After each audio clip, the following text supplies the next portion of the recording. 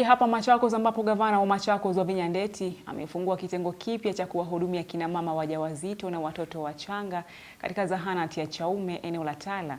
Kulingana na gavana Ndeti, kitengo hicho kitasaidia kuleta karibu huduma kwa kina mama ambao hapo awali walilazimika kusafiri hadi katika hospitali ya Kangundo Level 4 ili kupokea huduma hizo, huku akiwarai kina mama kujisajili kwa bima ya afya ya SHA na kuhakikisha wanaanza kliniki za ujauzito kwa wakati unaofaa, hatua itakayoimarisha usalama wa kina mama na mtoto. Serikali ya kaunti ya Machakos imeendelea kujitahidi kuimarisha huduma za afya katika kaunti hiyo. Chaume Dispensary was officially opened by... Leo hii gavana Wavinya Ndeti akifungua kitengo cha kuwahudumia kina mama wajawazito na watoto wachanga katika zahanati ya Chaume. Kitengo hiki kikitarajiwa kuwahudumia takriban wakazi 5200.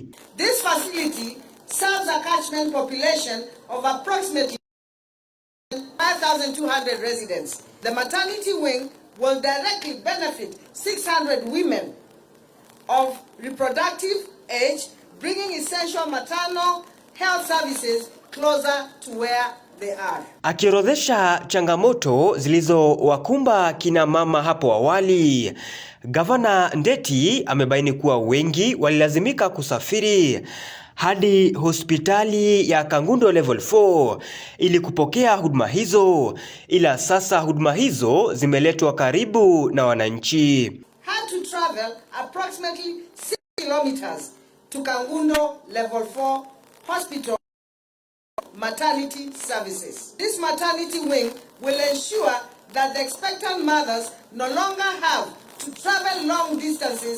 Ametoa hakikisho kuwa serikali yake itaendelea kuboresha sekta ya afya, akitoa wito kwa kina mama wajawazito kuhakikisha wanaanza kliniki za ujauzito kwa wakati unaofaa na kuhakikisha wanajisajili kwa bima ya afya ya SHA. We remain committed to improving health infrastructure, equipping our facilities, ensuring availability to medicines, strengthening community health services, and deploying skilled health care workers so that every mother and every child receives quality care.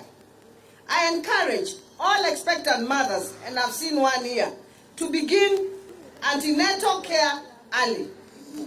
Deliver in health facilities under the care of skilled health professionals. And attend postnatal clinics. It is very important to attend postnatal clinics.